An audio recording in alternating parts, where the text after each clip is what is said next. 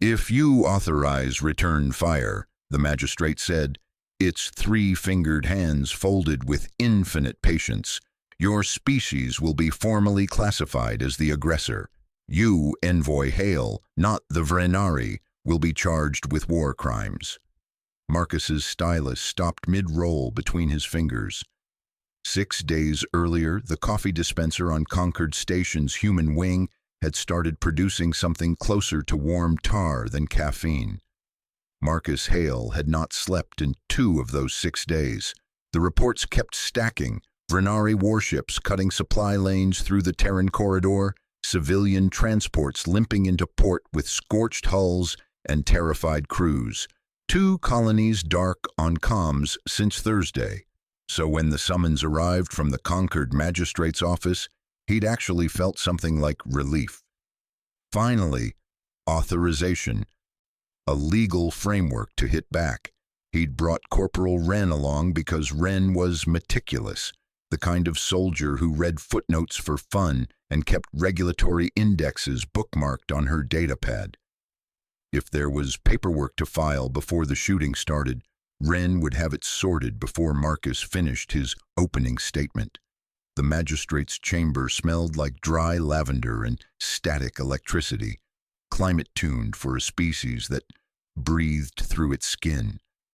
Marcus had straightened his uniform, set his stylus on the table beside the formal request for military authorization, and laid out the facts plainly. Blockades, intercepted ships, weapons fire on unarmed transports, every sentence sharper than the last. The magistrate had listened to all of it. Then it accessed a regulatory archive, projected a classification matrix above the table. Diane explained, with what Marcus could only describe as genuine sympathy, that none of it mattered. The Vrenari had never filed Mandate 38C, the formal hostility charter. Without it, no state of war existed between their species. The blockades, the weapons fire, the colonies gone silent. All of it was, under Concord Interstellar Code, legally categorized as unregistered sovereignty friction. They were blockading colonies, firing on ships, and Terrans weren't allowed to shoot back because the Vrenari forgot to fill out a form. Marcus picked up his stylus, put it down, picked it up again. The small silver weight of it suddenly felt absurd in his hand, a tool for signing orders he apparently had no legal right to give. Behind him, Wren made a sound like a pressure valve failing. She recovered faster than Marcus did.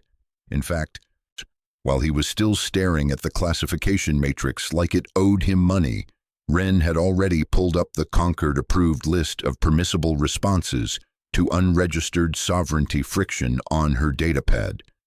She read it twice, then a third time, slower, the way someone reads a parking ticket they're convinced is a forgery. Sir, her voice was careful, too careful. The official term for our approved military response is, and I wish I were making this up, mild but persistent inconveniencing. Marcus turned. Say that again. Mild but persistent inconveniencing. Wren held the datapad out like evidence at a trial. We're authorized to disrupt communications, disable engines, render weapons inoperable, but only through technical means. Our official military strategy is to annoy the Vrenari into surrendering. The magistrate blinked all 4 of its eyes in succession, which Marcus had learned was the equivalent of a polite cough. It offered no correction. Wren kept scrolling. The chamber was quiet, except for the faint hum of the station's circulation system and the soft tap of her fingernail against the screen. Then she stopped. Her finger hovered, and something shifted behind her eyes. Something Marcus recognized from every good NCO he'd ever served with. The look of someone who'd found the seam in the wall. Scheduled combat readiness drills, she said slowly. Live munitions, sovereign Terran space. No restrictions on timing, scale, or frequency. She looked up.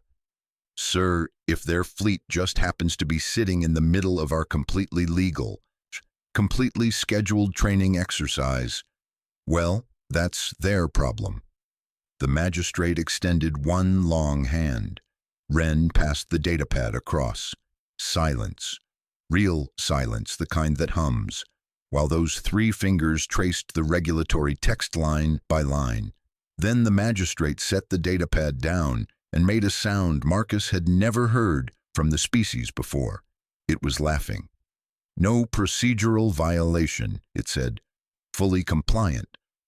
Marcus looked at his stylus, the same slim silver thing he'd brought to sign a request that didn't matter, for a war that didn't exist. He picked it up, and this time his hand was steady.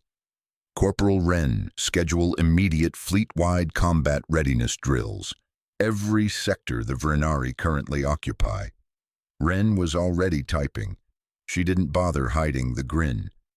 Somewhere in the galaxy, there was a rulebook thick enough to stop a war, and a human stubborn enough to find the one line that started one anyway.